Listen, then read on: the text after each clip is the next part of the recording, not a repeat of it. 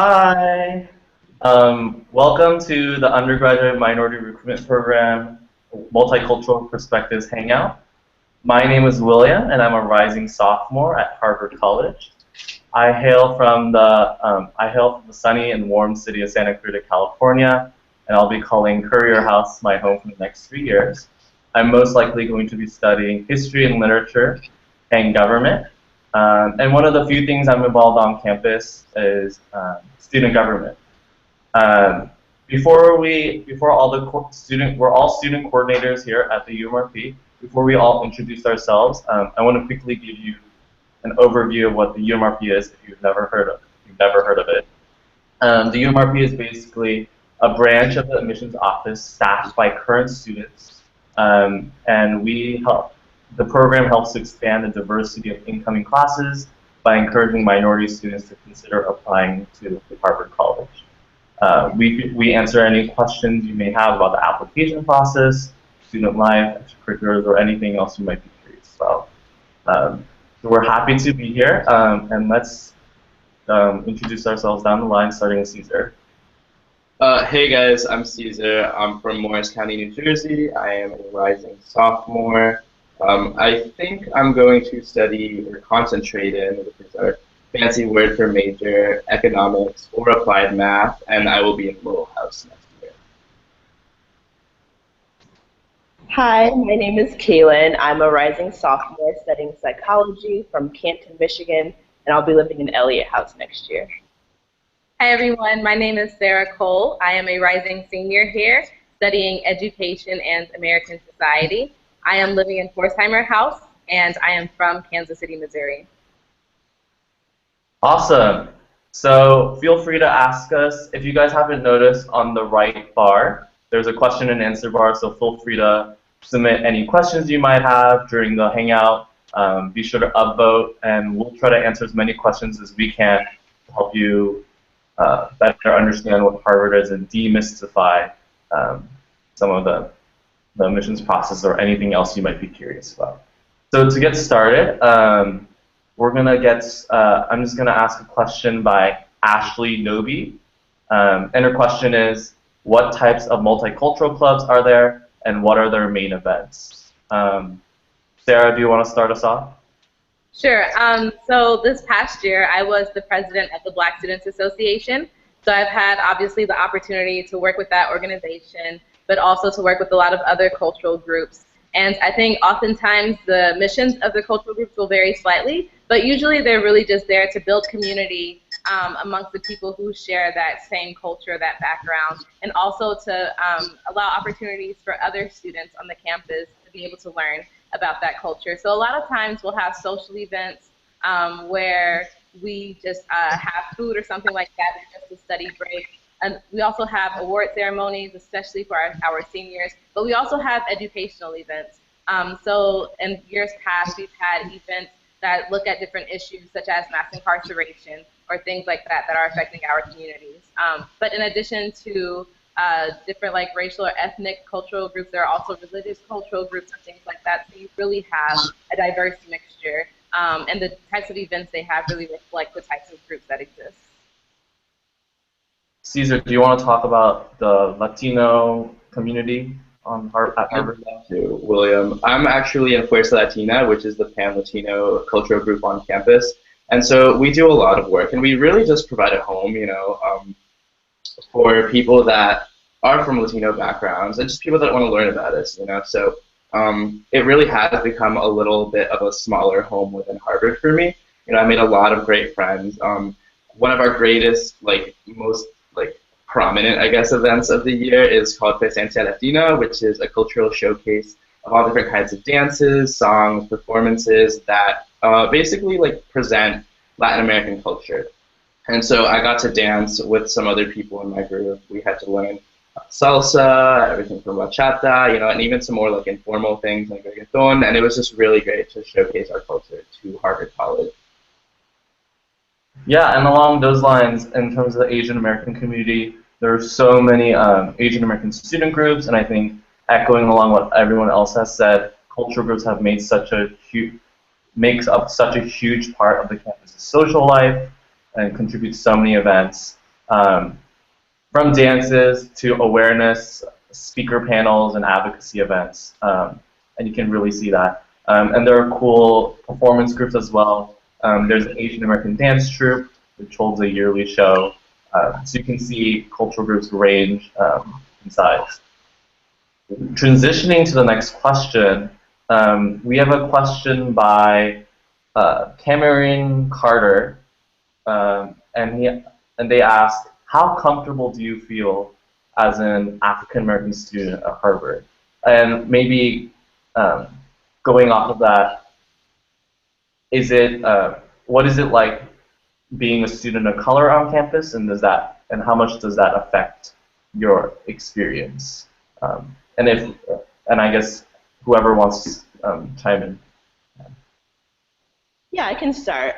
Being an African American student on campus, I think, has definitely enriched my Harvard experience. It's given me outlets in different community organizations that some other students just don't have the opportunity to be in.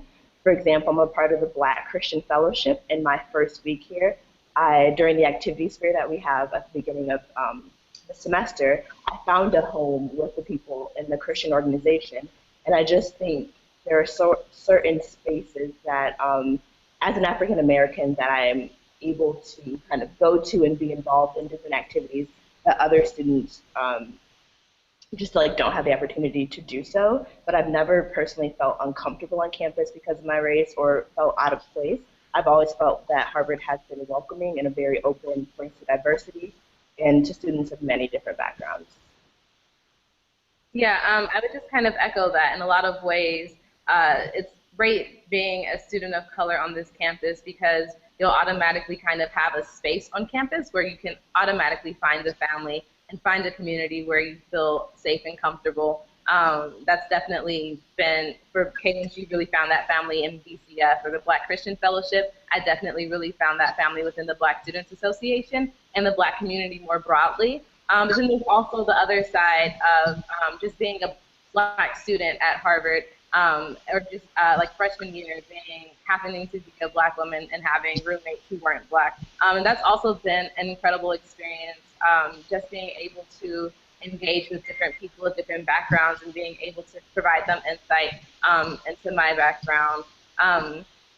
For the most part, it's been a positive experience being able to engage with people in those ways. And I definitely think overall my Harvard experience, as Caitlin was saying, that background.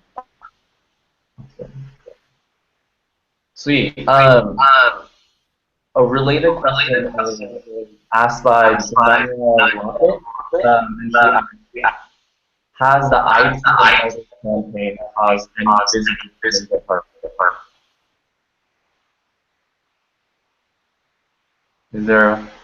Can you guys hear me? Yeah, I can answer. No one else wants to. I'll go for it. So I would definitely say that, especially as a student leader in the Black community, I have definitely seen an increase in administrators reaching out and asking us what are intentional steps that we can take to make this campus a more welcoming space, a more supportive space for students of color. You'll also see professors, when everything was going on with Black Lives Matter in Ferguson, professors reaching out to students to make sure we were doing okay. I had a professor stop her class once and say, and she just basically gave us time and space to be able to vent if we wanted to do so. You also see various student organizations. So the Institute of Politics has reached out to us on multiple occasions to host events so that we can really begin to address different issues that are facing the Black community. And I think that this is related to ITUM Harvard because ITUM Harvard really pushed our campus to acknowledge the fact that there were other students on this campus and acknowledge that we were here and that our voices needed to be heard a little bit more. And so in a lot of different ways, from students to professors to administrators, there's definitely been a positive effect and a step in the right direction. Awesome. We've talked a lot about our own experiences as students of color, but I guess going on to a more general question asked by Kopal Bonzel. Sorry if I mispronounced your names. They ask, what are the best and worst things about Harvard? And whoever wants to take it, Caesar, if you're interested also. Or Caitlin. I can take it. That's great. So my favorite thing about Harvard is definitely the community and the people that are here. Thriving in this environment and coming together with people who are some of the top in their fields and some of the people who are the best in the world, I thought it would be hard to, one, communicate with people here. I thought it'd be on a different level to them and we wouldn't have anything to talk about. But the people here are definitely amazing. I've come to love a great number of them. The community that Harvard instills during your freshman year and that they try to continue throughout your years here, especially with the residential housing system, is amazing. That's definitely been my favorite part of Harvard. And then if I could change one thing, I think would be our atmosphere here. Because we are Harvard students and because we do like to get involved in things and because we are passionate about so much, sometimes we just take on too much stuff and we don't leave time to hang out with friends or just to like chill out and get to know other people. So that's just one thing that I would change. But at the end of the day, Harvard students are some of my favorite people in the world. I'm echoing. I would like the best part about Harvard, the people you meet. They're just really what makes Harvard Harvard. Because I think the education, the books you study, you can find those at any college or university. Like you're studying the same material and same books, but I think it's really the people that make Harvard Harvard. From the opportunities you get to do. A lot of my friends do research with world-renowned faculty members. Sarah and Kaylin talked about their experiences with close-up relationships with faculty. In addition, I was involved in the Institute of Politics last year, and I got to hear from world leaders. I got to hear from Gina McCarthy, who's the head of the Environmental Protection Agency on the Clean Power Plan. I got to hear from Vice President Joe Biden. So many cool things that I think that it's the people. And I would actually echo Kaylin's, the worst thing about Harvard, I think, well, not the worst thing, but because everyone is so busy all of the time, because everyone's so involved, I think we sometimes do that. Does anyone else want to chime in or have something they want to say? William. Yeah. Sorry about that. Just having some technical difficulties. No. But yeah, I think really the greatest thing, like as you mentioned before, the student body is not only just like how amazing they are, but really how down to earth and how sympathetic they are. If I'm ever going through a hard time, my friends are always there to bring me back up, whether it's just bringing me food or being there for me to talk to, bringing me to people that can help me if I do need help. And Harvard just has so many resources that if you do ever fall down while you're here, we're more than ready to bring you back up.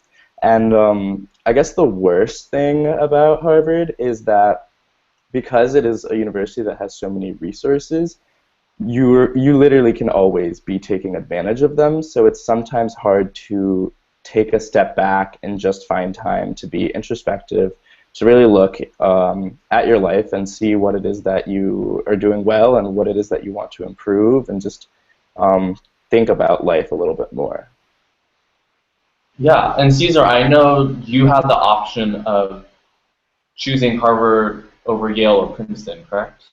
Or over like top tier universities. And this is a question by Angela Holmes, and they're asking, did anyone have the option of choosing Harvard over Yale or Princeton, and if so, why did you choose Harvard? Why Harvard, I guess? Yes. During the admissions process, I was very fortunate enough to get admitted into the three, and I'm just going to start out by saying that they're all really great schools, and if you are choosing between those, or you really can't go wrong. They're, like I said, they're all great schools, and really you should probably go where it makes you happy. I found that Harvard made me the happiest. I really liked that it was near Boston, and Cambridge is just a great college town. It has so many great resources.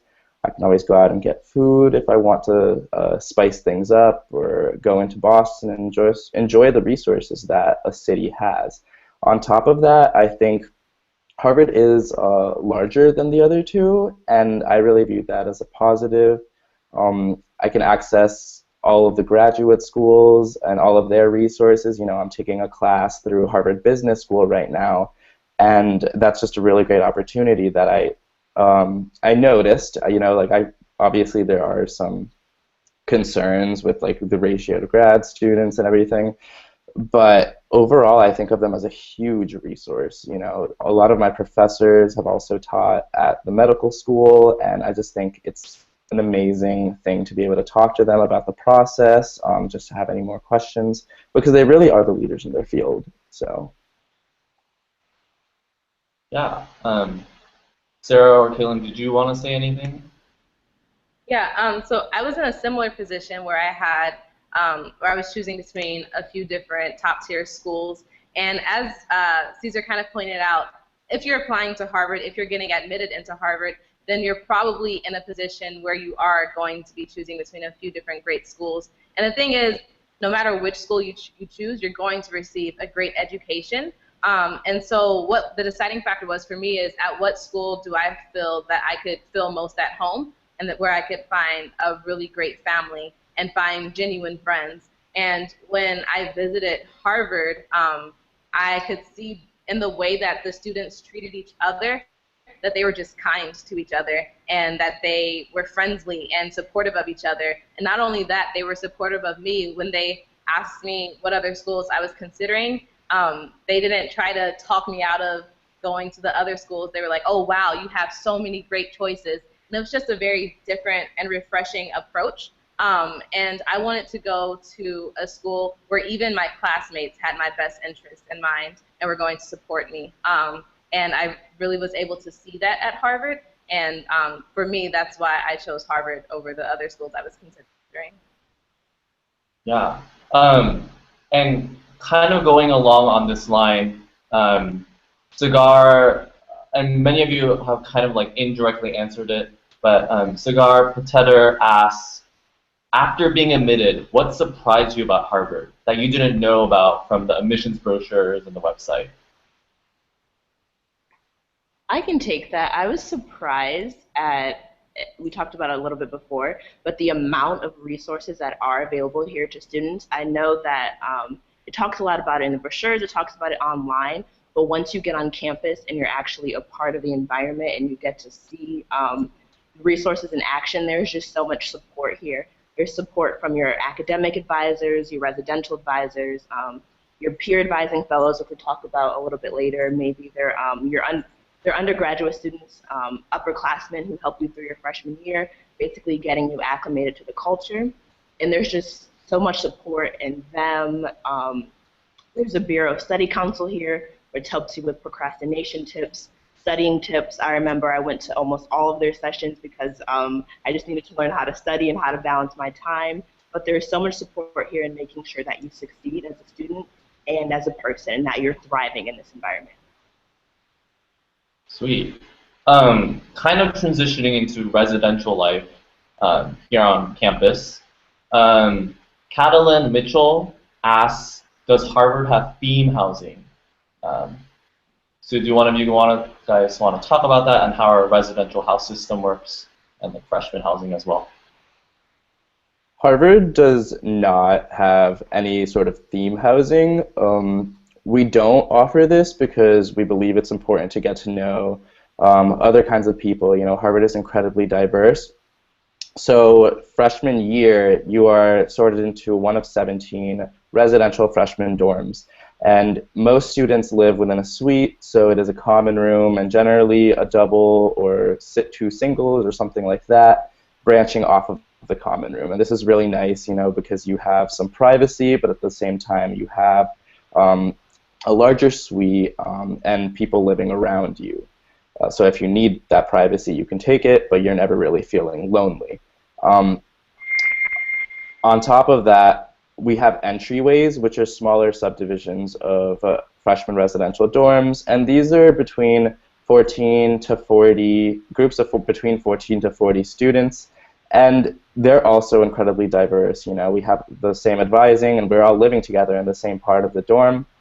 So you really become really close to these people. As an upperclassman, you are sorted into one of 12 upperclassmen houses, and these are all thought to be representative of Harvard as a whole. They are only ensured that it is a 50-50 male to female ratio, but aside from that, it really is so diverse. You know, it's not like there's like specific places where like certain like racial groups tend to live, or if it's not like there's a jock house or anything like that. And again, that really is to expose you to so many different people that you might otherwise not have ever come into contact with, and I think that's a really great thing. Yeah, Sarah, do you want to talk about, as a rising senior, we're all rising sophomores, and the only person who's really experienced the full house experience, do you want to talk about your house life and what makes it so special? Sure, absolutely. So as I said before, I am in Forsheimer House, which has been really great.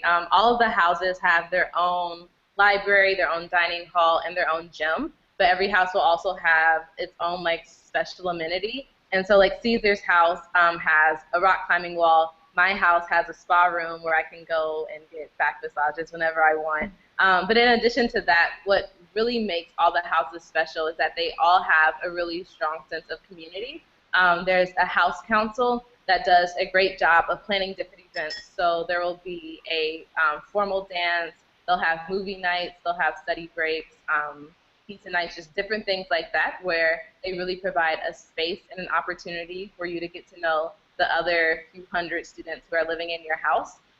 Every house also has house masters, which are kind of like the parents of the house, and they will have they'll open up their quarters of the house and invite all the students over. And so one time, my house masters had an open house that was cocoa themed, so they just had tons of chocolate, and we had like chocolate baby back ribs and different things like that. That was just really cool. And so it's great, again, to be able to interact with your different housemates in that regard. And as Caesar was pointing out, really get to know people that you might not have interacted with if you weren't placed in that house. Yeah. Kaylin, do you want to talk about Housing Day and like some of that tradition? Yeah, so Harvard loves tradition. My favorite traditions, one of the traditions that we have here is Housing Day. So Housing Day is the day that you get placed into your upperclassmen housing. I don't know if we talked about blocking a little bit, but to get into an upperclassman house, you get in a group of up to 7 other of your best friends, and you get placed into the housing lottery. And on that day, you get Housing Day. I'm sorry. On that day, you get your house. You get your house. So everyone, all the upperclassmen come into the yard. They dress up in their house colors. There's a house mascot. And then 8 o'clock, an office releases the letters. And then all the upperclassmen run to the freshman dorms, shouting their different house names. For example, I'm in Elliott, and people came into my house. They were shouting E-L-I-O-T. You just won the lottery. It was a lot of fun. You jump around with these new people in your house. You get to know them. And then later that evening, Housing Day, in the evening, you get to have like a dinner, a welcoming dinner with your housemates. And it's just a great tradition to get you started in the house community. Yeah, and if you're a Harry Potter fan like me, you geek out because you watched it in the movies, The Sorting Hat, and like Harvard's just so similar in that sense. Along those lines, IOF Madden asks, can you describe social life on campus? And like, I guess if you guys want to talk about what different options for social life are there for students. We talked about house life. I know many of you are involved in different ways. Yeah. Yeah, sure.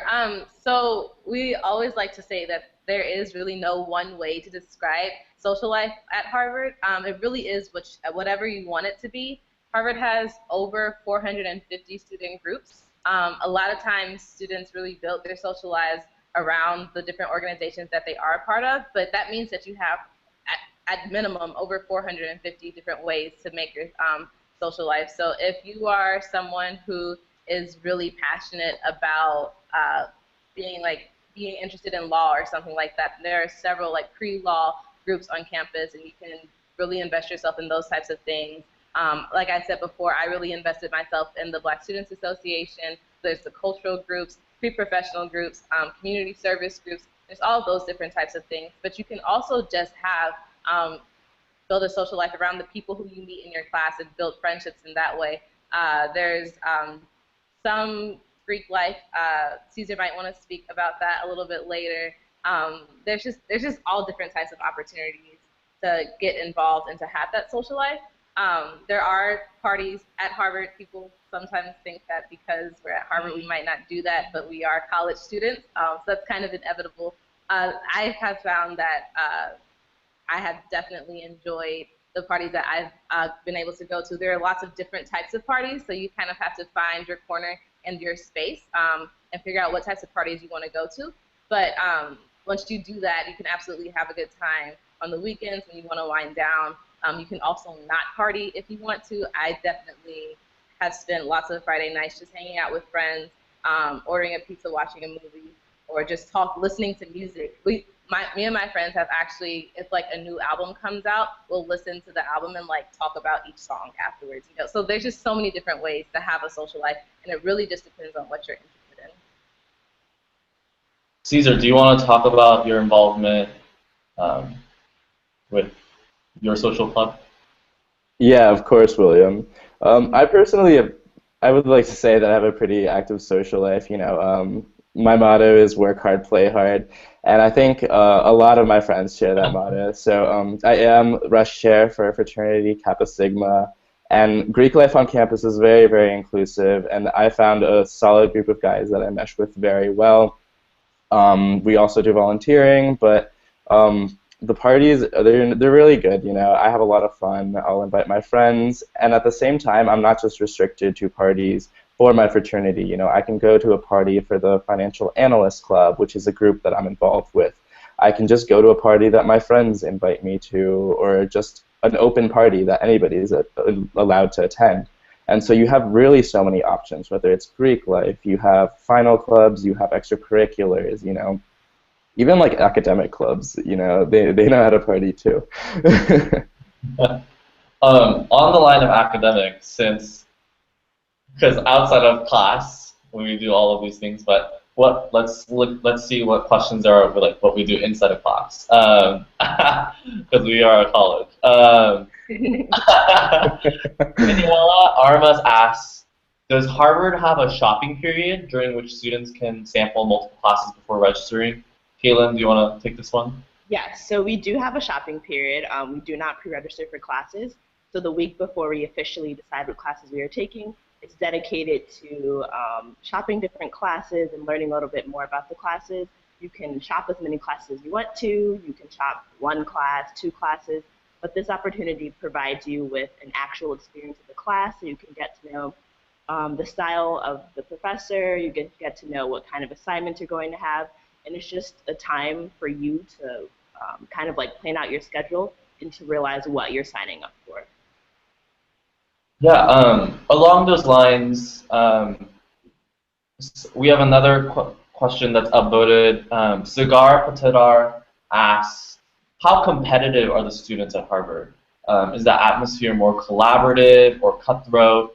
And kind of adding on to that, there's another similar question. What is the competition for opportunities like? So do you, I don't know who wants to, Sarah, if you want to speak about that. Yeah, I can tackle the first part of that question in terms of the culture, whether or not it's competitive between students. So again, this is part of the reason why I chose to come to Harvard, because I found that not to be the case. Students here are super supportive, and the best example I can really give about that is through the email list that the Black Students Association has. So we have a list that has all of the members in the Black Students Association on it, and on this list you can ask all sorts of questions. We also have discussions about current events and things like that on the list. But people will ask questions. If someone needs to borrow an iron for the weekend, they'll send that out and people will respond. If a freshman wants to know what classes they should take because they're pre-med, they'll ask that, and a bunch of upperclassmen will tell them like what are the best classes to take. And once I was working on a scholarship application that was due at 10 a.m. the next morning. It was 2 a.m. and I had finally finished it up, and I sent an email over the email list asking if anyone would read over it to edit it so that it didn't have any errors and it just made sense. And I had 2 people respond at 2 o'clock in the morning, and they both read over it and edited it, and they both told me, you know, if you make the corrections, you can send it back and we'll give you more comments and more feedback at like 3 o'clock in the morning. And so I was able to submit that application and got to the next round of the scholarship with the help of 2 people, both of whom like I didn't really know very well, but there's just that sense of support and that sense of we're all going to succeed here and we're all going to succeed together, which is very remarkable, especially considering how all of the students here are very just remarkable students and intelligent students, but they still all want to see each other succeed, which I think is very special and is a unique characteristic of Harvard. Awesome. There was a question a commonly asked question by many people. Kopal Bonsal asked, like, do your AP credits transfer to college, allow you to place into more advanced classes? I know this is a common question because many of us have taken AP classes in high school and done that. Caesar, would you like to answer that? Sure. So Harvard will never make you take anything that you've already taken. So if you have taken AP classes, you can use those AP classes to place into advanced classes. So if I took AP Physics, I'm not going to have to take an Intro to Physics class because that would just not be very useful. So Harvard recognized this, and I would be able to be placed into advanced physics.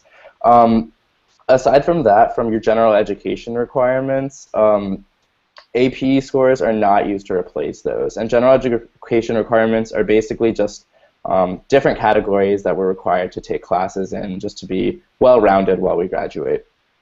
On top of that, a lot of students use their AP scores, and this is one thing that you can definitely be sure of. You can use your AP scores to place out of the foreign language requirement. I chose not to. I'm still taking Spanish, but I know a lot of my friends do, and it's just really nice to have those extra slots open because we have so many different classes, and when you're trying to decide which ones you want to take, it can be a little overwhelming. Sweet, thanks. Kind of moving on into like the line between academics and the application process. There's a question by Jonathan Sampson who asked, like, how important is it to declare a major before your first semester? Do any of you want to answer, or I can answer? Yeah, I can take that. We actually, here at Harvard, it's a wonderful thing, we actually don't require you to declare your major until the beginning of your second semester of your sophomore year. So there's plenty of time to figure out what you're going to do, what you're interested in. A lot of students come in undecided and have the time to kind of figure out, take classes that they're interested in, take classes that they've never even thought about. I came in thinking I was going to do psychology. I've taken an Intro to African American Studies class, so now I know that I'm going to kind of do a secondary in that, but I've also taken other classes outside of my interest, so there's definitely an opportunity for you to gain knowledge in other fields, so you don't have to feel pressured to declare a major right away. Yeah, and kind of going off of that, I was one of those people who came into college saying, I'm going to study government, I'm not going to change, I'm so set on it, this is my career after college. But that just flew out the window the first week of orientation when I walked into the academic fairs. We call it concentration here at Harvard for a reason I don't know. But Harvard has now 49 concentrations, like varying the fields, and I just walked into the academic fairs blown away by all the things I never even heard about. They're like, I'm a humanities and social sciences person, so learning, I've heard of sociology, I've heard of sociology before, but I never really knew what it exactly was. So learning about that, to social anthropology, to all the awesome humanities majors available, so you definitely have plenty of opportunities. And now I'm kind of set on history and literature, but that might change within the next week. So, before we move on to admissions, just to like talk about like city life, um, Janaya Lockett asks, is the Harvard campus really integrated into the city? For example, do you often see non-Harvard students walking the grounds while traveling to their job, etc.? So I guess just extending upon that question, what is it like living in Cambridge, Boston, and how does that affect our student experience, food, etc.? Does anyone want to? Yeah, I can take that. So Harvard is absolutely a tourist destination. So there will always be tons of tourists from all over the country, from all over the world visiting Harvard, especially walking through the center of campus, which is called Harvard Yard. So you'll definitely be able to interact with people not only just from Cambridge and Boston, but again, from all over the world. So that's one interesting aspect of how open our campus is. But as William was saying, we are in the middle of Cambridge and very close to Boston. So there's lots of opportunities to engage with the Cambridge and Boston communities as well. One way that a lot of people take advantage of is through different community service programs. But also if you just want to, like, this is what I do all the time. Probably like every other weekend, I take a trip into Boston, which is like a 15-minute subway ride into Boston and go downtown and go shopping or go to a movie or try out a new food. There's a lot of different communities throughout the Boston area. So one weekend I can get some Dominican food, the next weekend I can get some Jamaican food or some Ethiopian food. Like there's just so many different cultures and communities in Boston where you can try out and just really just experience and explore different cultures, which is really cool. And there's also just a ton of other colleges in the Boston and Cambridge area, so you can make connections to other students and other student groups. There's always something happening because of that. And also because there are so many colleges in the Boston and Cambridge area, there's a lot of different opportunities to work and intern and do research at different companies and organizations within Boston because they're used to having so many college students around.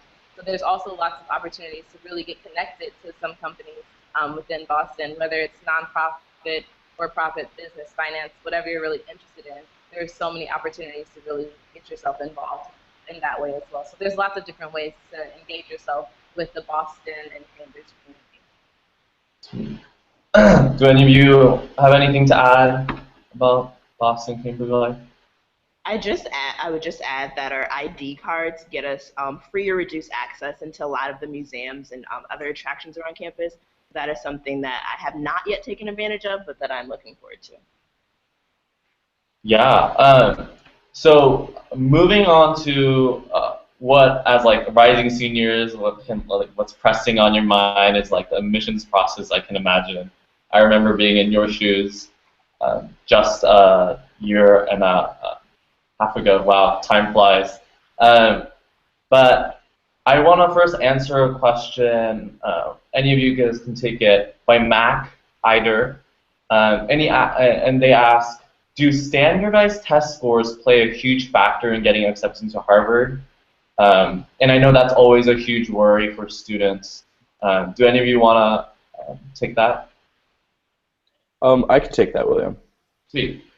So Harvard does practice holistic admissions, and what this means is that when you submit your application, they're trying to get a sense of who you are, you know. So quantitative qualities will be about a third of that part of who you are, you know. So that's your transcript, scores, GPA, whether you've taken challenging courses or not. But that's only one part, you know. They also focus on your extracurriculars, which is another about a third. And this is important because it really shows what you're passionate about, what you've chosen to devote most of your time in high school and your life to, you know. And we like to, well, the admissions officers like to see that you're not necessarily casting too wide of a net. They like to see that you're really passionate about one or two things. There's really like not a formula though, you know. So Harvard students get into Harvard through so many different ways. We're all very different. And that leads me to the third kind of part, and this has to do with personal qualities. You know, what kind of person you are, what kind of roommate would you be, would I like to have you in class, would a professor like to get lunch with you, or something like that. Because we really are trying to build a community at Harvard. They are not admitting GPAs, they are not admitting test scores, they're admitting people, and people that will interact with other people well and just really bring a lot to their community. And you know, we do have really amazing people here, but at the end of the day, like when I look at myself, like I can say that I've taught people here something that nobody else could really teach them. You know, whether it's through my background, whether through it's my life experiences, whether it's through my interests. You know, just how I feel about certain topics or etc. And that is really what they're aiming for. You know, someone that will really change someone's life or impact their experience here in some way. Yeah, and to add to Caesar, a good way to visualize the admissions process, like for me, because when I came into college initially, and when I was applying, I thought this college admissions process was a mysterious veil, like who's the Wizard of Oz, like kind of mystery, because there's always so much hype about it. But a good way to visualize the admissions process is to think of it as a puzzle, and like Caesar said, it's each part of the application is like a puzzle piece, trying to build a picture of you. Who are you as a person? So it's in no way a formula. Many people get thrown off by the word holistic because it's so general and generic. But all it really means is that it's trying to build a picture of who you are and how different parts of your application build that. And Caesar already mentioned your transcript and your grades make up that one piece of the puzzle. Another piece he mentioned is extracurriculars. And even the final piece, personal qualities, how is that measured? And those pieces are illuminated by the personal statement, which is the one piece of the puzzle where you can directly say who you are as a person directly to the admissions committee, and like let your own voice and let your own personality shine. And we're going to talk more about like tips. Another part is like recommendations, which a lot of people forget about, and they're super important because they help illuminate who you are as a person from another person's point of view.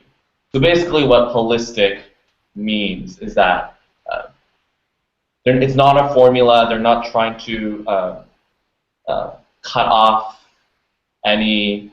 There's no cutoffs or anything. They're not going to say, oh, this person has this thing. They're eliminated. So keeping that in mind, I see we already have the question uploaded. But Kopal Bonzel asks, do you have any tips for students who are planning to apply to Harvard? And I guess we can, because this is such a huge topic, we can go down the line, offer maybe 1 to 2 tips we each may have about the process and relating our personal experiences to it. Yeah. We can start with Caitlin. Yeah, perfect. I would say start early, especially if you're a rising senior. Now is the time to start thinking about, especially your personal statement. Start thinking about things you want to write about, things that have personally shaped you, important things that you want the admissions officers to know about you. I know I started, as soon as the Common App came out on August 1st, I was looking at it, making sure my information was up to date, making sure things were all ready to go, and I started working on my personal statement so that when I was, went to school in the fall, that I could have people look at it, that I could have my teachers look at it, that I had plenty of time to prepare an application that was to the best it could be. Great.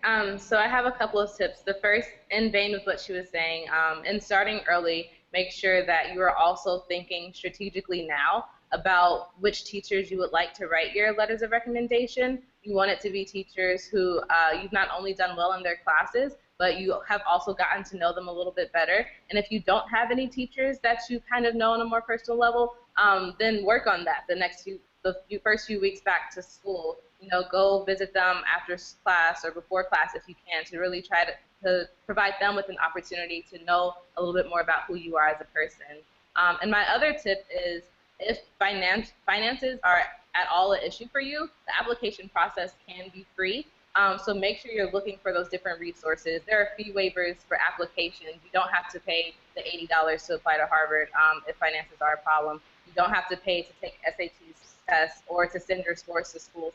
So just look for those different resources, and don't let money be the reason why you're not applying to the schools you want to apply to.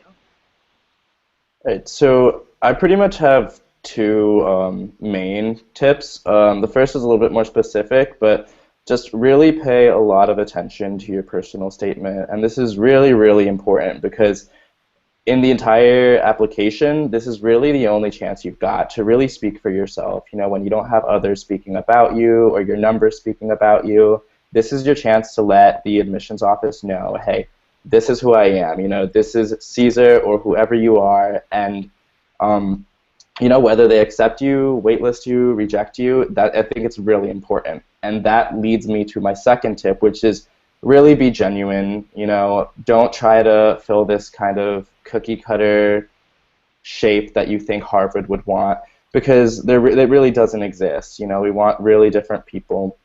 And even if it does work by like faking yourself through or something, then like it might not be a good match, you know, and you might not be happy. So really be genuine.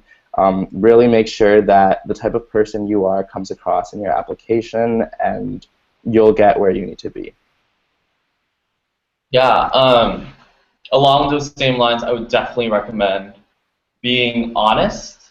And what I mean by that is, like, I know no one is going to, no one intentionally lies or anything, but like a lot of students ask, like, what makes a student stand out when applying? Like, how do you stand out? And I think the answer to that is, like Caesar said, being genuine and being honest. Because the admissions committee is not trying to omit your resume. They're not trying to omit your grades. They're not trying to omit, like, special parts of you. They're trying to omit you, who you are as a person. They're trying to omit Kaylin. They're trying to omit Sarah. They're trying to omit Caesar. The admissions committee is made up of people. They're all humans. We sometimes forget that. We think that it's some mysterious force behind the wheel, but they're all people making decisions. And what makes a person interesting? Who they are. What do they like to do? And that's what the admissions process is all about. And another tip of advice I would give is, like, reach out for help. Like Kaylin mentioned, starting early and like reaching out to your counselors and teachers. But I would also recommend exploring the Harvard College admissions website. It has a lot of information that we barely scratched the surface of. So I definitely encourage you, even after this weekend when you have time, or even after this hangout, check out the admissions website. Look through the page. There are lots of questions that are answered. There are tips, like how do you prepare. In addition, we work as part of the undergraduate minor recruitment program, and we are here throughout the summer. And there will be coordinators in the fall and the spring ready to answer your questions. Many of you may have received an email. Email back. Don't be afraid to reach out. Call us. We're just 4 coordinators. We also work with the Harvard Financial Aid Initiative, which help answer questions about financial aid and access, like how to navigate that confusing process.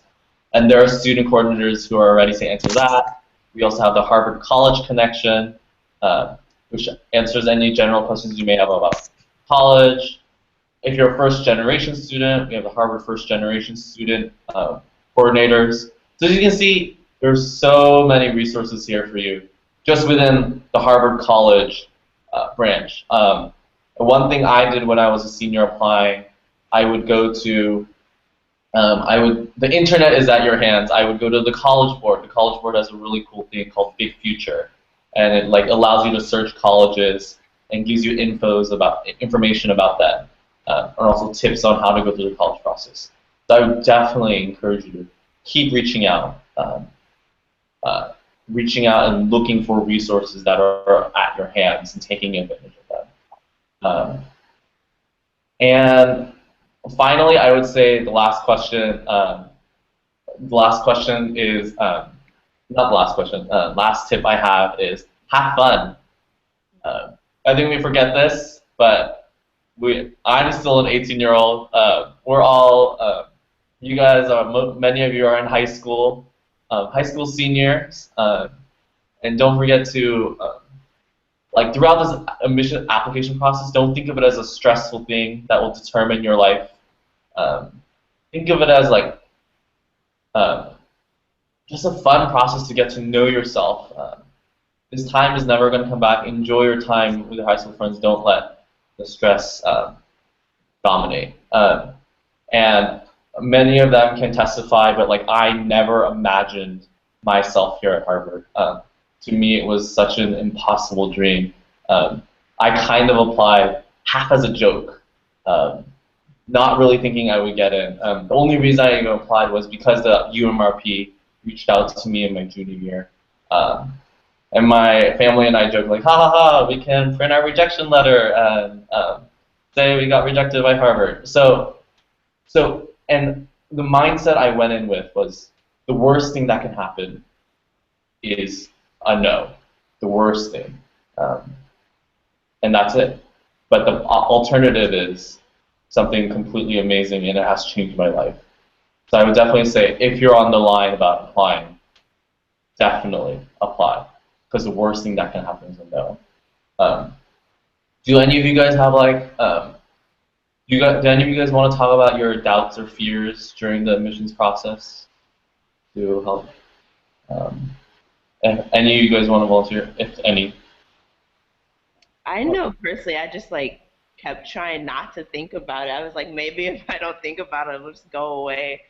But I would just say, after you submit your application and after you've done everything that you can, honestly, just let it go. Continue living your life, continue doing what you normally do, but it's honestly just one other part of your life. It's nothing different. Just keep doing what you're doing, keep living life, keep being you.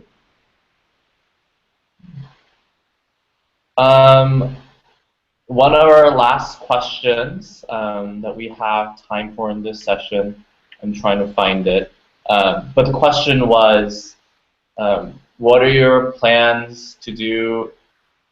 I think a lot of people joined in the middle or after it started, and a lot of people are asking, what are you studying and what do you want to do after college, and how do you think Harvard is preparing you? I can take that, William. Yeah. I'm probably going to study economics. I would like to go into consulting or finance for a few years, and then ultimately go to grad school and maybe become a corporate lawyer. I think Harvard is preparing me very well. Through my extracurriculars, I've been taught what an income statement and the balance sheet and all of that is. And this is really important because business and finance really run everything else, whether it's a nonprofit or all these different kinds of different businesses with different goals. It really does make the world go round. And just to be literate in the language of business is really useful, you know, because in high school I wasn't taught that. I wasn't taught how to even do taxes or do anything like that. And a lot of people aren't. So I feel really prepared, and just knowing that I can understand things and that I can be an asset to a company in the future. Sweet. Before we wrap up this session, I lost the name, but someone asked, do you recommend early action or regular action? Sarah or Caitlin, do you guys want to talk about that really quickly? Because early action is in the fall, the deadline is November 1st, and the regular action cycle is, the deadline is January 1st. Do you guys want to talk about restrictive early action, what that means? Sure. So with restrictive early action, all that means is that Harvard can be the only private school that you can apply to early action. So if you're in state and you have schools that you want to apply to, one of your state schools that you want to apply to or something like that, because they have special scholarships and things like that, you can certainly do that, but Harvard has to be the only private institution you can apply to. However, if you are admitted during early action, you can then go ahead and apply to other schools. You just know that Harvard is going to be one of your options. In terms of whether or not you should apply early action, it really just depends on whether or not you are confident about your application when the deadline comes around. So if you are confident that by November 1, you will have the best application that you could possibly create, then absolutely go for it.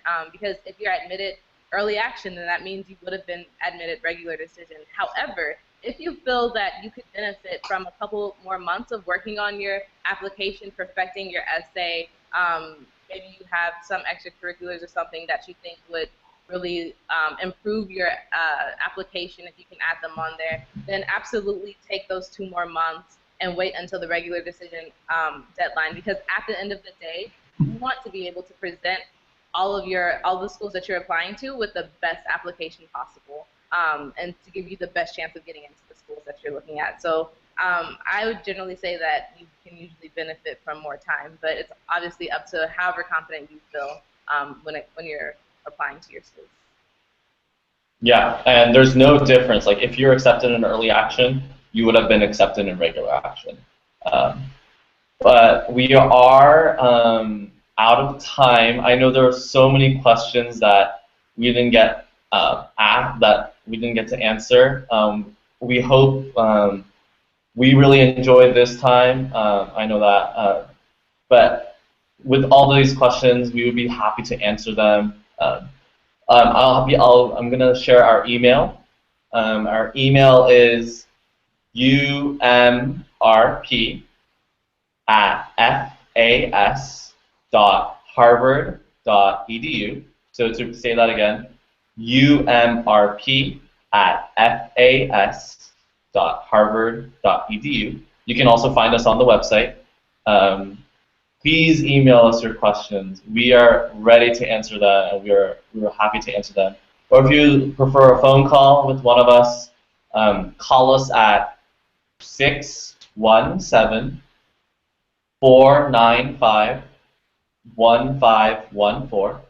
So to say that again, our phone number is 617-495-1514. So we're here in the office Monday through Fridays, 9 to 5 Eastern Time, and we'd be happy to answer your questions. Yeah.